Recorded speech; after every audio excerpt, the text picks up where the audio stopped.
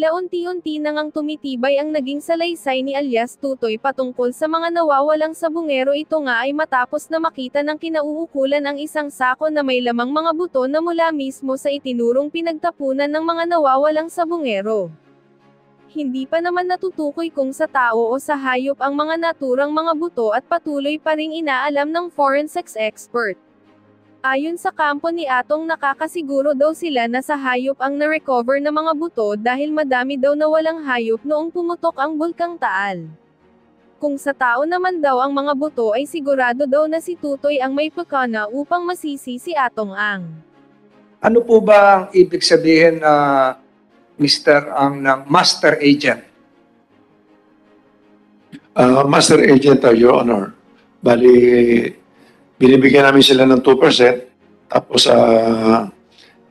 sila nag-guarantee, nagdi-deposit sila, na kung ano yung nakukonsume, binabayaran nila. Tapos, ang kapalit niyan, out of 5% na kinukuha namin, 2% yung kanila. Taya? Bali 40% of the company, bali lumalabas 5% eh. Binibigyan namin sa kanila yung 2%. Tapos, yung 2% na yun, nagkakaroon sila ng mga iba-ibang agent pa, nagbibigay sila ng commission din. Ang lumalabas kasi ngayon, correct me if I'm wrong, and now I'm now referring this statement to GCash and PayMaya, dahil ang players ngayon allowed to directly load money into the e-sabong platforms. Ang lumalabas ngayon, si GCash at si PayMaya na ang master agents. Tama po ba yan? Meron ba gusto sumagot? Your Honor, hindi po. Bali, ano lang po sila, payment system lang. Hindi po sila. Dahil direkta na sila, hindi na dumadaan sa master agent, parang sila na yung lumalabas. Hayaan po natin sila sumagot. Itong GCash at PayMaya. Pero bago kayo sumagot, Mr. Chairman, in behalf of the committee, nagpapasalamat kami sa reply ninyo. We received a reply March 11 from PayMaya, and then another letter dated March 5 from G-Exchange. Ito siguro yung GCash. So, salamat po doon. Who would like to respond? Can I go ahead? Go ahead, sir. You are from PayMaya. PayMaya, Mr. Chairman. My name is Attorney Basilio Visaya Jr. And good afternoon. Kamagano ko po si General Visaya? He is a cousin, Mr. Chairman. Oh. So, Mr. Chairman, we are essentially a payment system integration services company. So, we are not really an agent for that matter, and we entered into this agreement with Lucky 8 to do cash-in services as an EMI, because that is only the license that we are authorized to do under our license with the BSP. So, we cannot do more than that, Mr. Chairman. So, you are denying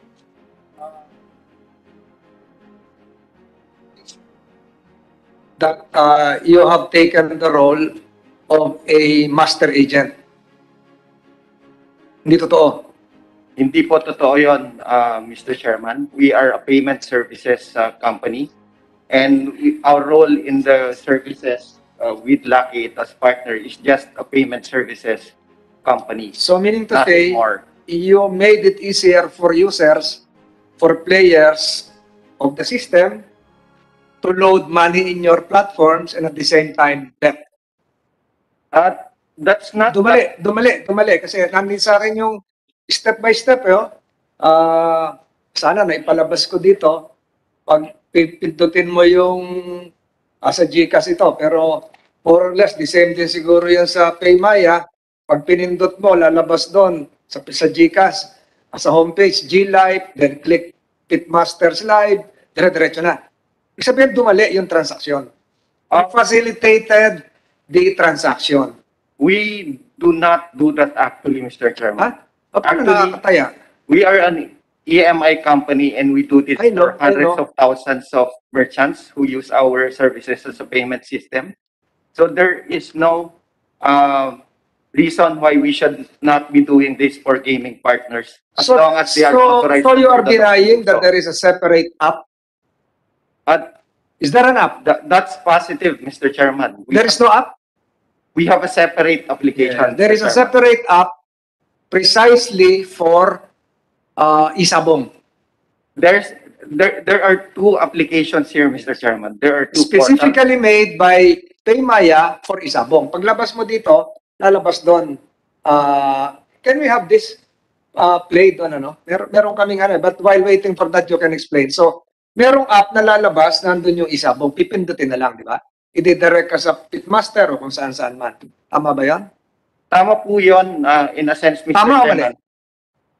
Can I qualify my answer, Mr. Hindi, sabi mo lang tama o mali. Because the Yes or no lang, yes or no. Because yan, that role emanated from a Bangko Sentral circular allowing you to enter into a contract with, for instance here, Pitmaster. Tama. Tama po yan. And Bangko Sentral, I cut you short.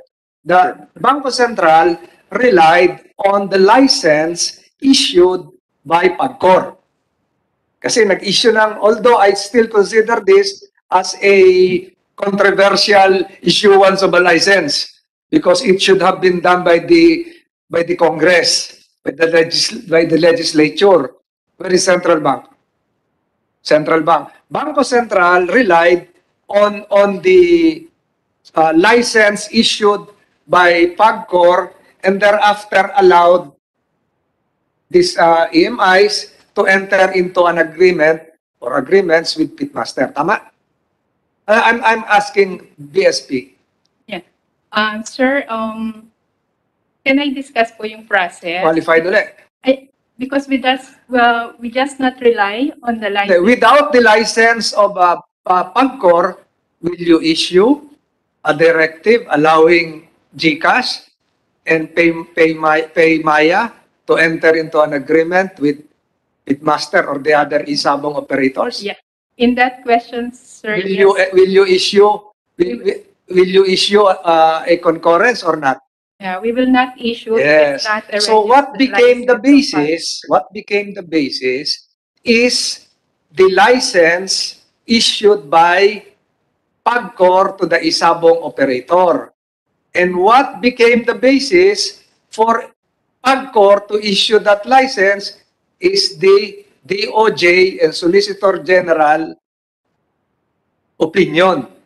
DOJ, you're still there. So, Yes, Mr. dito lahat ito nagsimula eh. Dito lahat ito nagsimula. We will have a long hearing on this because I'm just looking on the first leg of what transpired. So, the legal opinion served as the legal basis for PAGCOR to issue a license. BSP relied on PAGCOR's license and thereafter allowed Paymaya and GCash to enter into an agreement with Pitmaster. Question to BSP. After allowing Paymaya and GCash to enter into an agreement with Pitmaster and all other, hindi lang, banggitin ko na lang, Isabong operator, what then is your supervisory role? You can answer that, ma'am. Yes, sir. Can I answer po? Before we issue the license, so it's a licensed electronic money issuer, and then there's a conditions that any changes or enhancement on their products or mobile application, they have to notify the Bangko Sentral. Once they notify the Bangko Sentral, we request the EMIs to present the proposed product and services. And if we found that there are some need to be addressed or need to additional condition for the issuance or allowing the e-money issuer to participate or offer that certain product, there are certain conditions, particularly for the Isabong, sir, that the restrictions that the EMI should ensure that it will not be offered and be accessed by the minors, as well as to strengthen their risk management system, particularly on the AML, anti-money laundering KYC processes. So in terms of the system, if there's an e-wallet, as mentioned earlier by Paymaya, it does not automatically that those with Paymaya or e-money wallet can bet on the e-sabong, because it's also required that it has an e-sabong account that should be created in the pitmaster, and one of the conditions therein is should be 21 years old and above. So that would be the process for the issuance of the allowing. So in effect, know your customer, etc., etc. But in reality, I've seen the format of GCash. There is even a selfie for verification. In reality, hindi nakakalusot. Yeah, I'm sure you were here when I made my opening statement relative to child protection laws. But that's not the point, ma'am. I read something from the framework on isabong issued by PAGCOR that for overseas betting, they have the ability to block.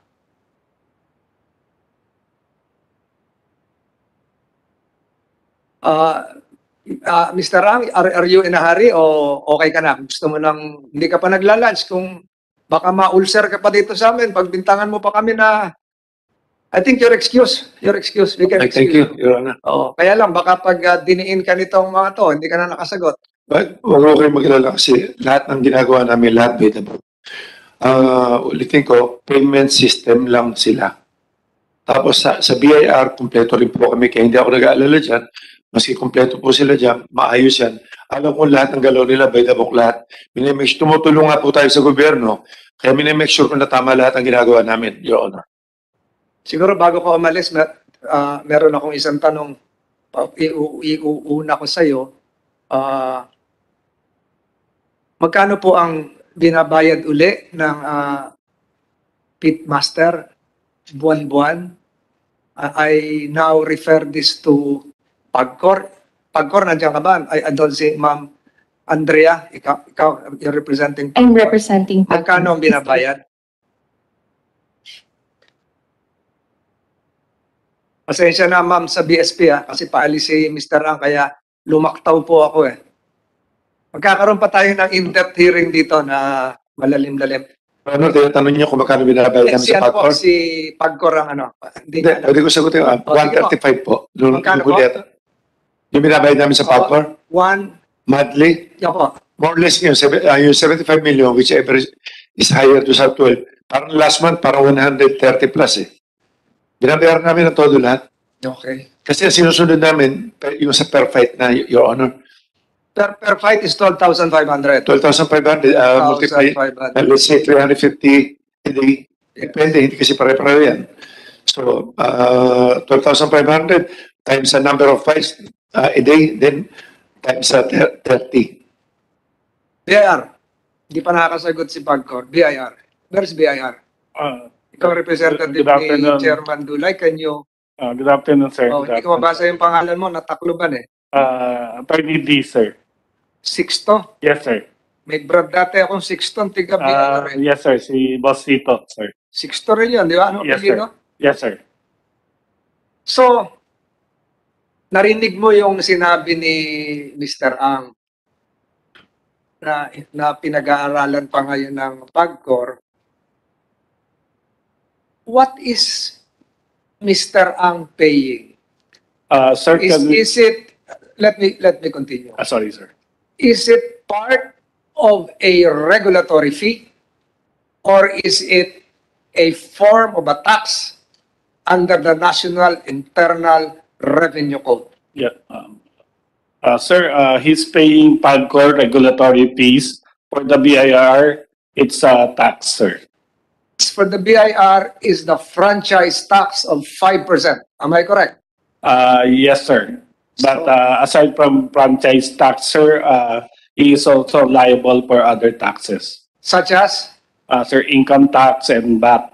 the income tax of the corporation, which is pitmaster, probably. Yes, sir. Okay. So in the same manner, for every transaction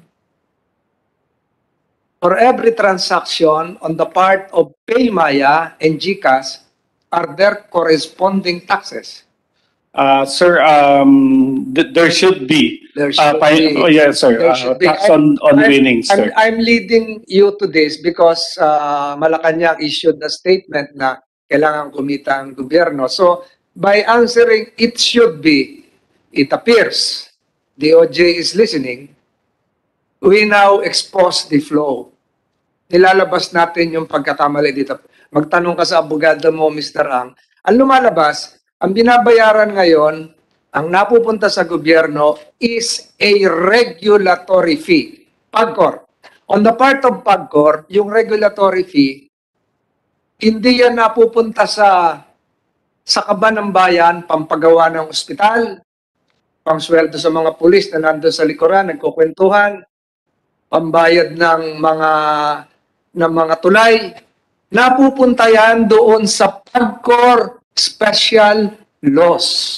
And I'm referring to those to be used for sports development, for PhilHealth, for Agri-Agra, for the Agri-Agra laws implementation, and other small laws that Congress, the Senate, decided to implement to support small sectors.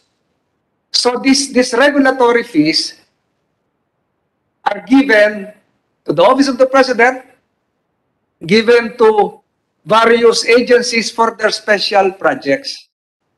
While the taxes, especially that 5% franchise fee that you mentioned, tax that you mentioned, will go to the coffers of the national government, the Bureau of Treasury, to be appropriated by Congress through a General Appropriations Act to fund the requirements of the national government. Tama po ba ako doon, BIR? Yes, sir. Okay. So, ang lumalabas ngayon?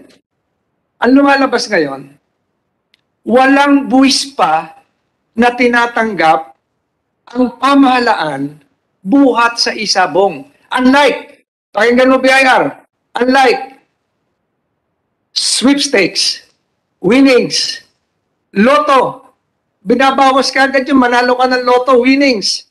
Di ba? Horse racing, may bawas yun eh. Sa isabong, wala pa. Bakit ganon? DOJ, you're listening.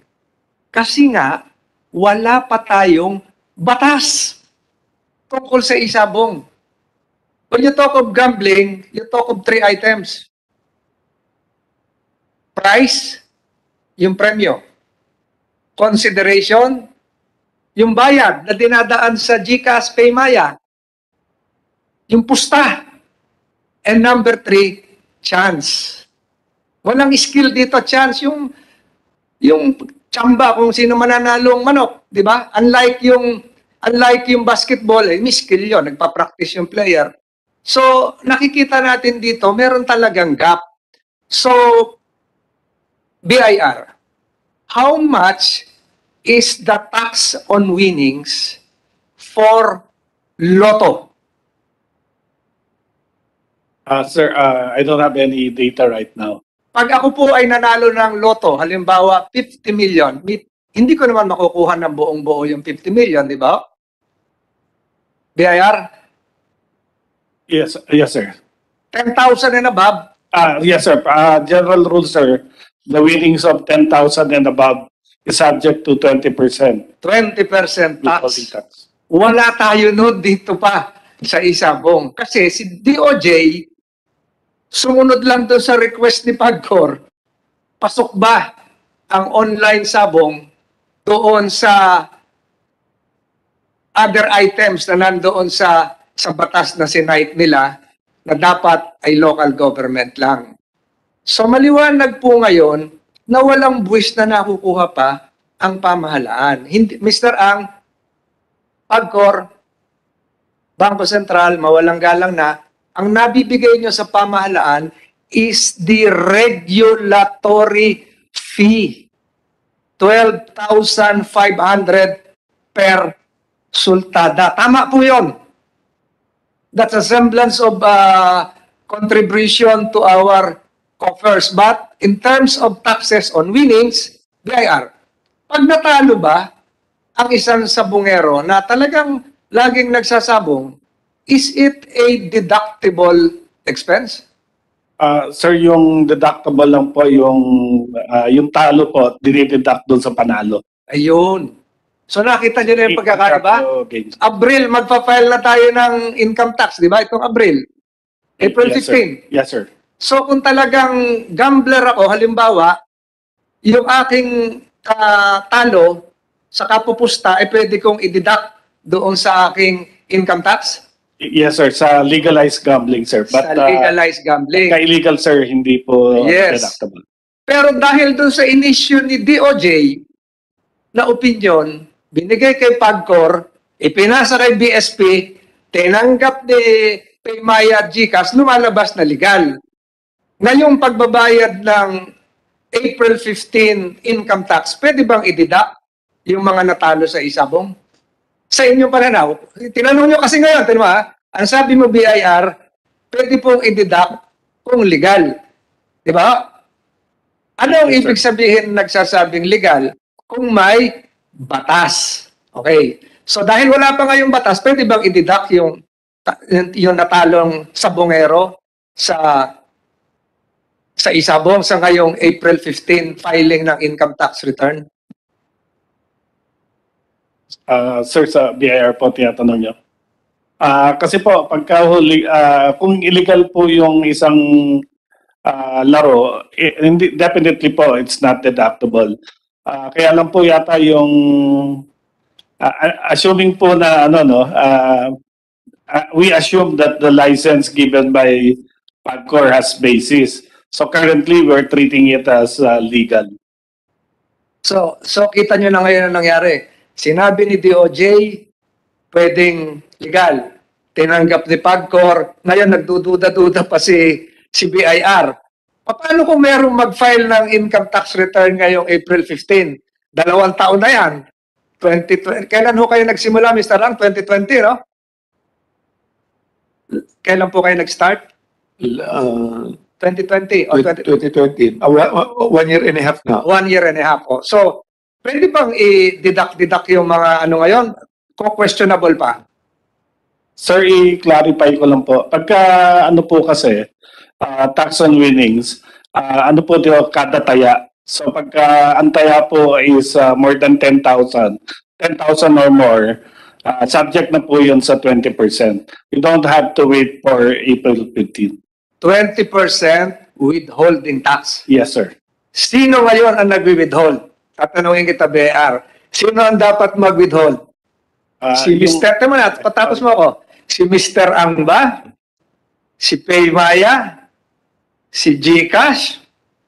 Si PAGCOR? Sino mag-withhold nung 20%? Halimbawa, nanalo ako ng 100,000. So what is 20% of 100,000? 20,000? Sino nag-withhold? Dapat po ang Lucky 8 payer po, Lucky 8. Ay hindi. Ang sinasabi ngayon ni Mr. Ang binabayad nila, yung regulatory fee pa. Yung sa PAGCOR na 12,500 per fight. So, malinaw ngayon na walang nagwi-withhold.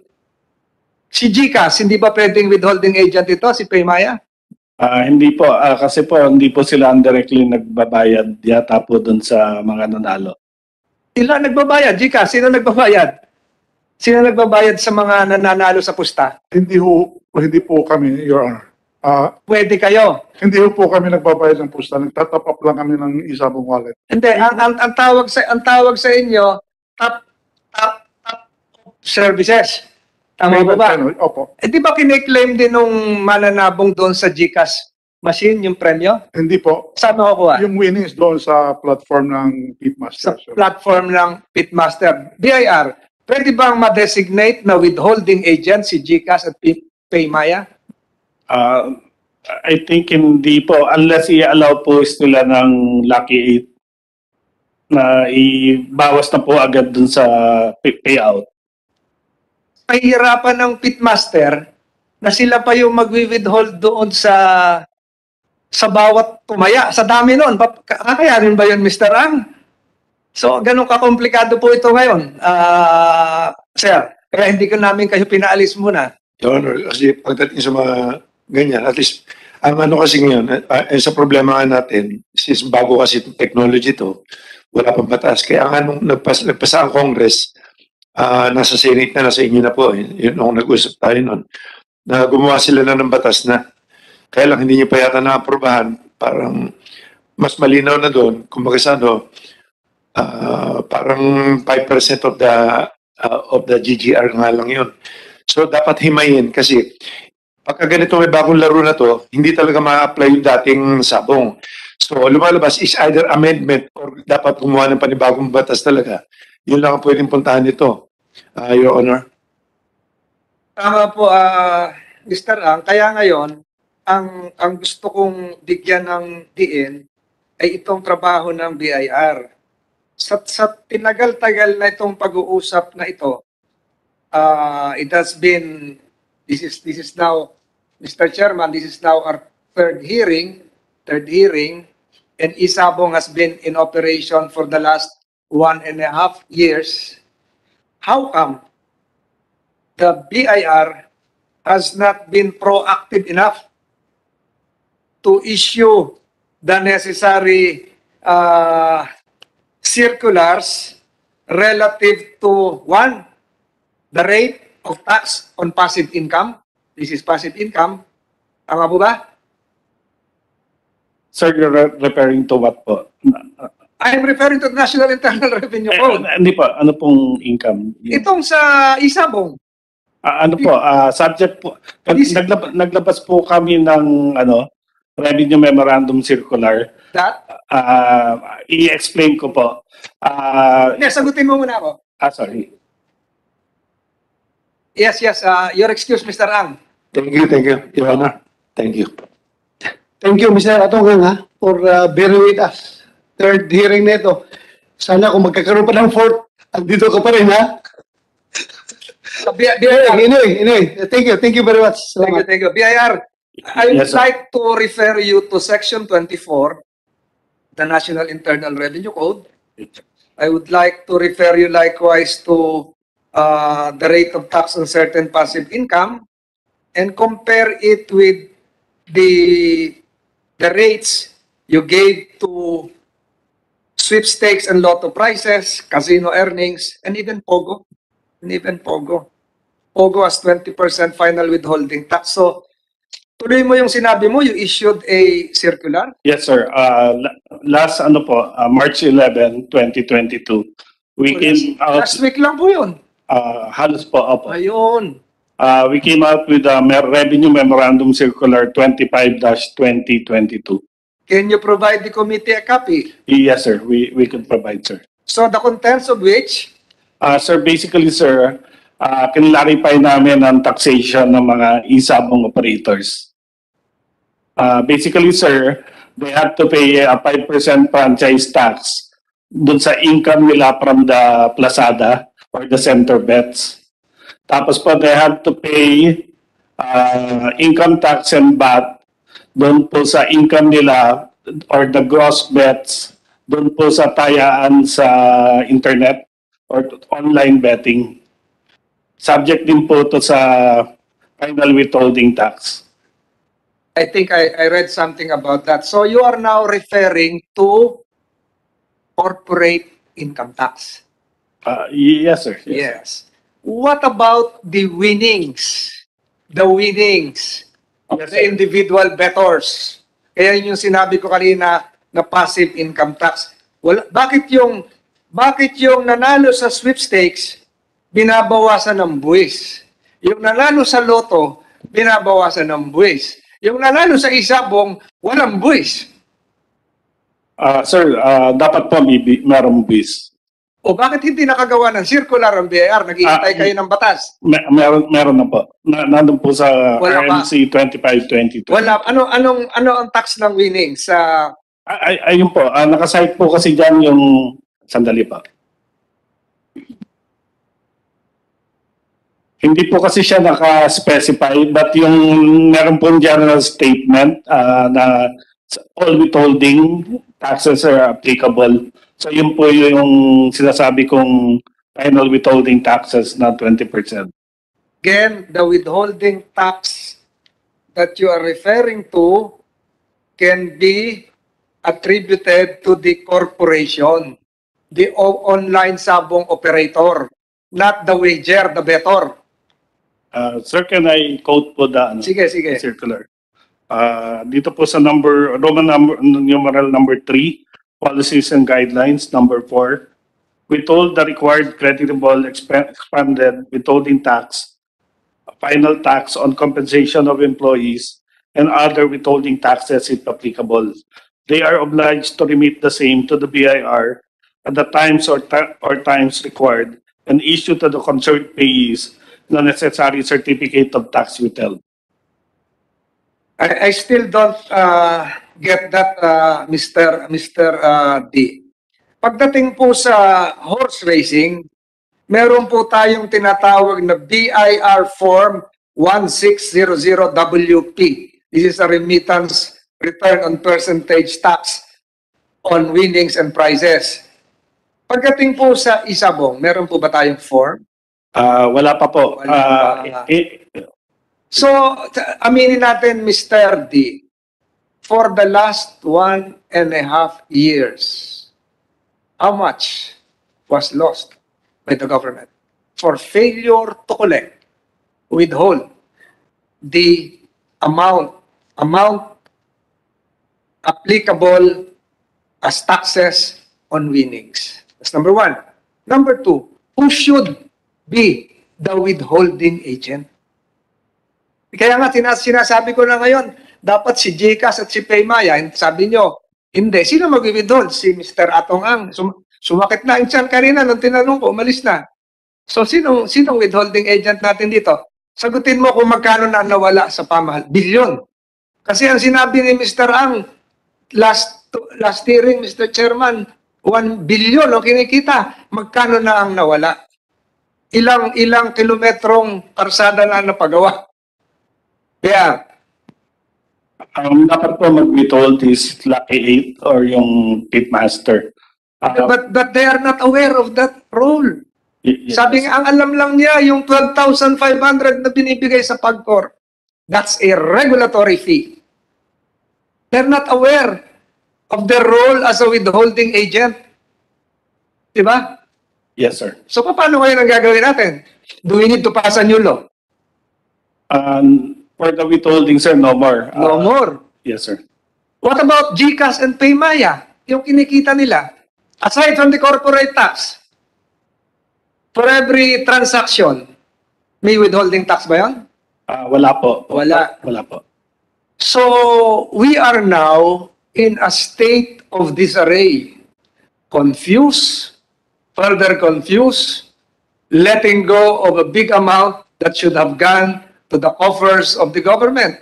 Nagamit sana yung pang-ayuda na hinihingi ng mga driver, ng mga magsasaka, at ng mga farmers, ng mga fisher folks natin ngayon. So, can you provide, Mr. BIR, tell your boss, Brad ko rin yun, si Billy Dulay, I think you should come up with something that would be credible enough to support the message of the President na dapat madagdagan yung income. Kasi ang tingin lang ngayon ay doon sa kinukubra ng PAGCOR. Nakalimutan yung pinakamalaking bahagi, yung Bureau of Internal Revenue. Tama po ba, Mr. D? Attorney D? Yes, sir. Pero meron na po kami nakokolekta sa mga e-sabang operators. May makokolekta kayo Meron na po. Meron sa 5% franchise tax. Pero doon sa winnings ng mga nananalong magsasabong. Diba? May nakolekta na kayo. Sa palagay ko, kahit piso, wala. Wala pa po. Wala. For the last 1.5 years, Mr. Chairman, walang nakolekta ang BIR. So we are in a quandary here. Ang daming sinasabi ng Bangko Sentral, ito, know your customer, si PAGCOR, ganun din. Sinasabi pa si Madam Andrea nung huling hearing na kinokowa daw sila, kailangan nilang ma-meet yung ganong amount. Ito yung napakalaking nawawala sa atin, kaban ng bayan, di ba? Hindi natin alam na nga kung paano ang gagawin ngayon. So what do you propose that that you promulgate a new rule circular before April 15 so that some gamblers of Eli and Sabong can have a deduction, or we wait for the next administration? Pwede po kami maglabas ng another circular to clarify yung issue on final withholding. But currently po, we could, in fact po, we could investigate the companies and we could assess them for the final withholding tax. So ibig sabihin, yung 1.5 years, balak yung sigilin. Pwede po, kasi po, kailangan lang po ma-investigate. In fact po, gumawa na po kami ng mga hakbang. So in fact po, the payment channels could validate this. Sumulat na po kami sa kanila at humihingi na po kami ng datos kung magkano yung mga dumadaan po sa kanila na bayad. Alam mo, Senator Tolentino, yung pagkagawin ninyo yan, siguradong sisigaw itong mga isabong operators na unfair yung ginagawa ninyo dahil hindi na-withhold yung winnings eh. Paano pa kolektahin yun sa mga nanalo? Nabigay na nila. Kung i-implement niyo yan ngayon. Na-release na nila yung winnings. Hindi man na kunan ng withholding. Hindi na withheld. So, I don't think so na you can implement that circular fairly.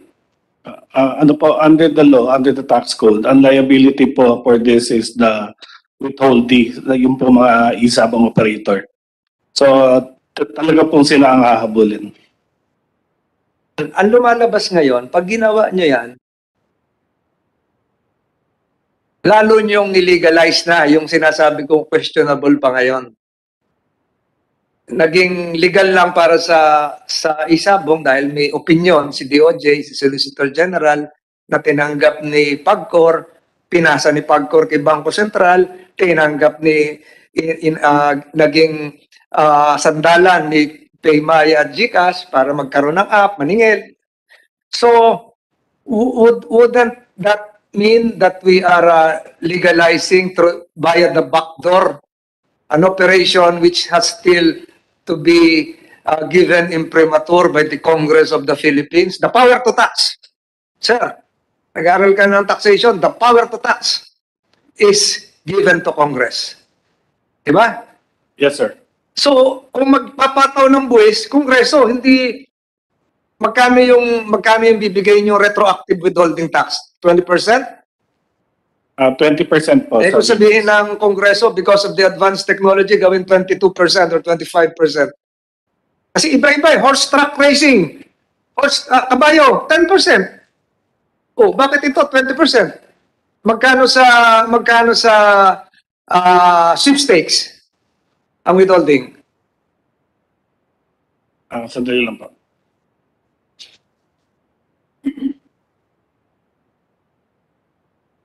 Sa horse racing, 10%. And this is Republic Act number 8446.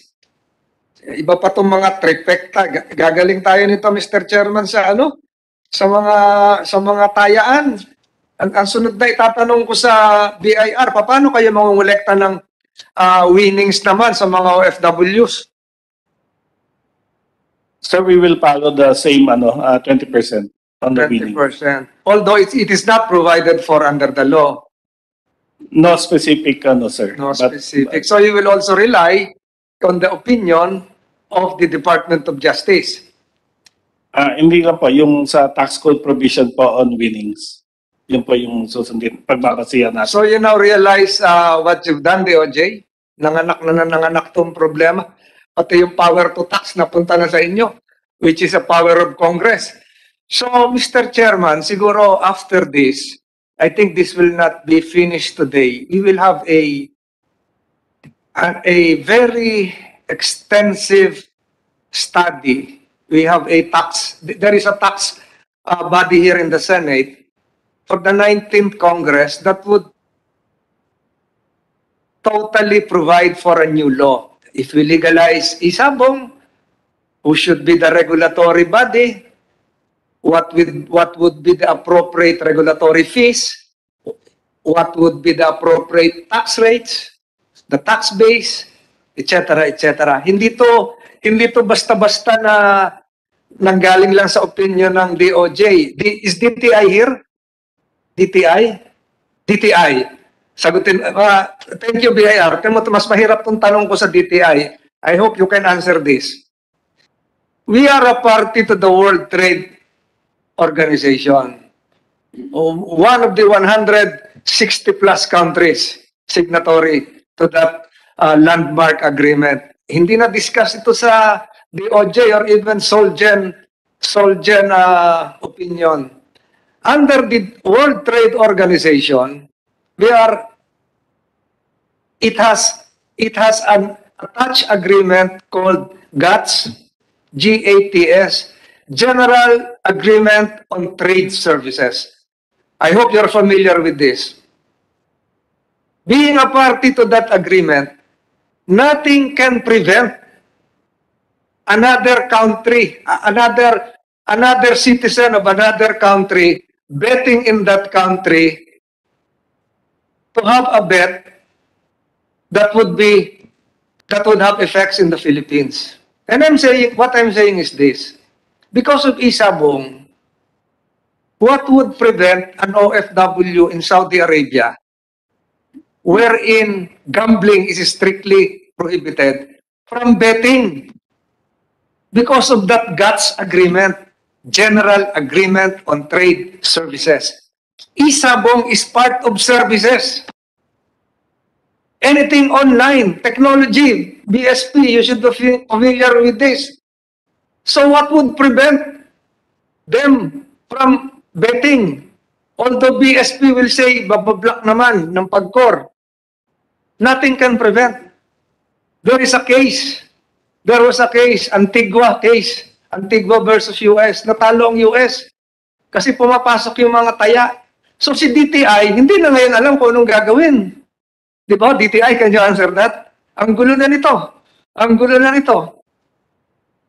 Sir, thank you, Senator. The Antigua case, I cannot comment. But on the GATS, sir, and cross-border supply, and what our commitments are, I can probably describe. In terms of the GATS, sir, we only have commitments on certain sectors in terms of market access and then national treatment and all that. We have only committed 4 sectors: transport, communications, financial, tourism. So in terms of other services, we are free to do whatever we want. Yeah, so communications and finance would include online sabong. Yan na yung problema natin. Sir, You now call this cross-border gambling. can I? Yes, go ahead. Sir, sa communication, sir, in terms of market access, yung pwede sila mag-operate dito, mga ganun. Courier and telecoms. Ngayon, sir, itong angle na ito, I was thinking about this last night. Sabi ko, this is more of e-commerce discussions.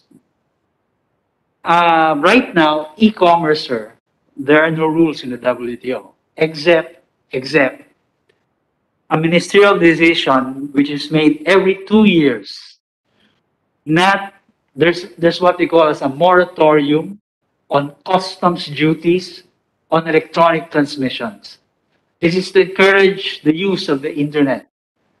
But these are things still being discussed, sir, because think about it, sir.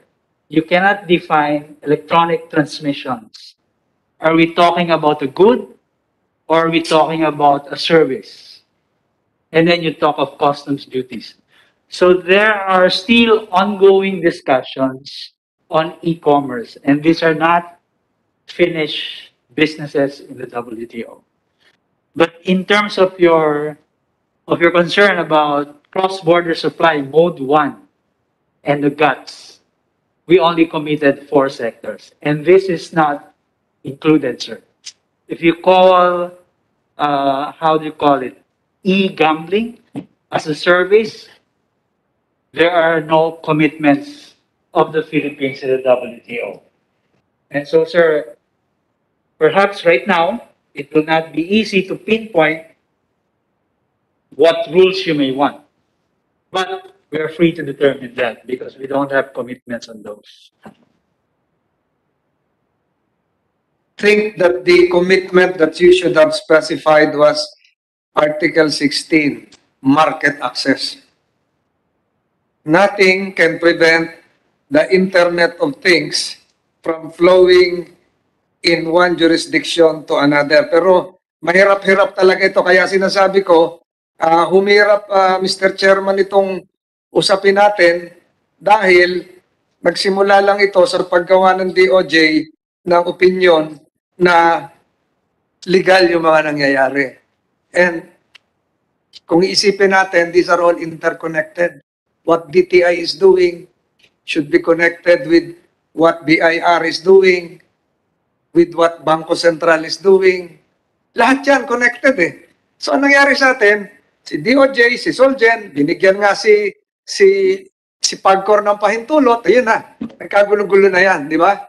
So, Mr. Chairman, at the appropriate time, perhaps during the 19th Congress, the agencies concerned, except for Games and Amusement Board, not present here, I think this should be discussed lengthily, in depth. Ako kanina, kung narinig nyo yung sinabi ko during the earlier part of this hearing, I even showed the newspaper Philstars edition for today. There is a 2022 World Slasher Cup International Derby sa Araneta Coliseum. Is not under jurisdiction of Pagcor, not under the jurisdiction of the LGU, but the Games and Amusement Board. So paano to kung binidyo ito ng pitmaster? O pasok ba yun dun sa license nila sa Pagcor? No. GAB ito eh. Under GAB rules, international cockfighting is under the Games and Amusement Board. So siguro, Mr. Chairman, sa mga susunod na pagkakataon, this should be discussed lengthily, which should be the regulatory body. Is it Pagcor? Is it the Games and Amusement Board? Pwede na rin si DTI. Pwede na rin si DTI kasi si DTI kinuha na yung ibang trabaho ng Department of Health, yung vaping.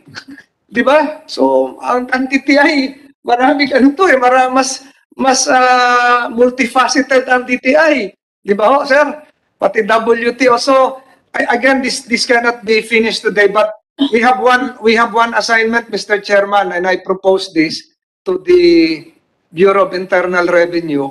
In the meantime, while waiting for congressional action and banking on the current National Internal Revenue Code, since you have already issued a March 11 circular on Isabong, why don't you issue a circular on winnings, issue a circular on appropriate withholding taxes, issue a circular on deductible expenses, issue a circular on payment service providers, etc., so that we can close the loop and enhance the revenue collection efforts of the government. If you can provide that circular before the 18th Congress adjourns, it would help likewise the 19th Congress and the next administration. Attorney D. Yes, sir. We will try to do it, sir. Currently, sir, may mga circulars naman, but these are more on general provisions of law. Yun lang po ang kulang namin sa mga specifics, like for Isabong. So yun po siguro ang dapat gawin. Thank you for being candid enough to admit the loophole. Mr. Chairman, wala na po siguro akong gustong idagdag dito. Nalipong na rin ako sa dami ng mga papel ko dito sa harap. But again, I reiterate the lacuna, the gap in our existing laws. And I commiserate with the families of the missing Sabongeros. They should be given justice soon. And what is appropriate is that technology-driven innovations should likewise be based on values. Should likewise be based on what is right. Hard work, patience, hindi lang yung sugal. So having said all of this, Mr. Chairman, I thank you. I thank all the resource persons here present. Hindi ko na po natanong yung iba. Pareho lang po siguro yon. Hindi ko na lang natanong yung Games and Amusement Board dahil wala dito. But I like to thank again GCash and Paymaya. Siguro sa mga susunod na pagkakataon, higpitan nyo pa ho yung proseso ninyo sa pagbe-verify doon sa mga kabataan. Kasi ang dali naman magbigay ng fake IDs, fake identities. Minsan sa mga magulang nga yung nakukuha, ang dami ko pong, yung mga magulang po, yung mga nagkukwento sa akin, alam nyo siguro yon. Maraming mga OFW rin sa Riyadh na ayaw na umuwi kasi naitaya na lahat dahil maluwag nga si GCash din at si Paymaya.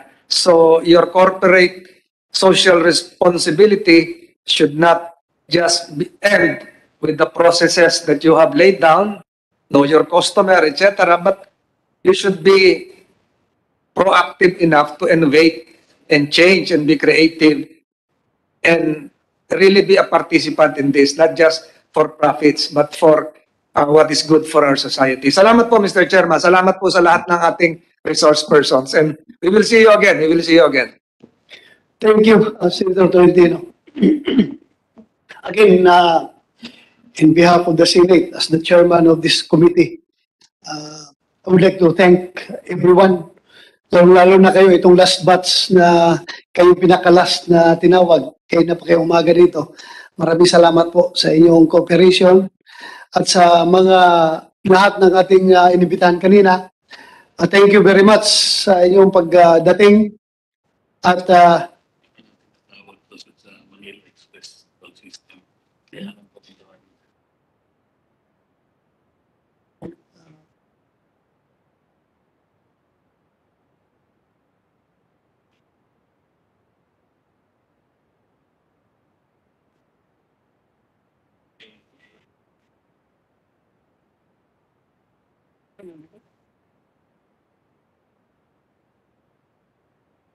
dito pa ba yung Manila Toll System?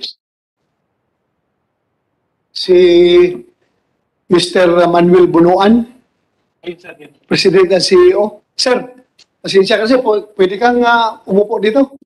At meron lang kaming konting request sa inyo. Bago tayo mag-adjourn.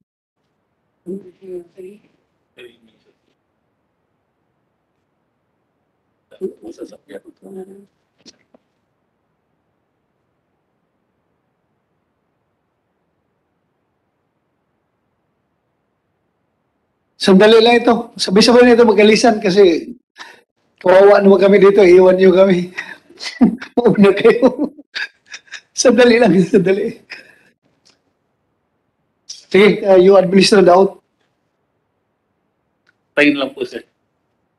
We swear to tell the truth, the whole truth, and nothing but the truth in this investigation, sir. Thank you, sir. Please take you, sir. Thank you very much, sir, for waiting for how many hours. But your presence is very much needed by this committee, lalo na in these ongoing investigations.